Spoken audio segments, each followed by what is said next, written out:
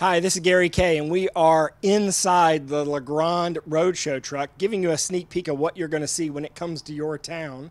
And I'm here with Beth Peterson, product marketing manager, and we are outside in Minneapolis, Minnesota right now. It's kind of cold. How you feeling? Very cold. It's the first cold day of the fall, so we're okay. And we actually shot this before you're watching. You're watching it on November 1st, November 2nd, part of rePLAY week, the week after Infocom, the launch rePLAY week.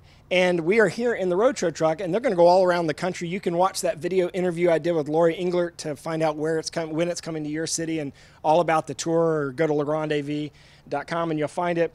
But we are here with some of the new products, and the first is the Middle Atlantic. This is the Middle Atlantic. What do they call this? It's called the Forum Collaboration Suite. Yeah. So what this is it's a tower, and it comes in a few different colors, and it also includes the Chief Fusion mount. So we have multiple brands here in this collaboration suite. So this is the Forum, and it has some built-in storage. So we could go Come on over here and take a look at it.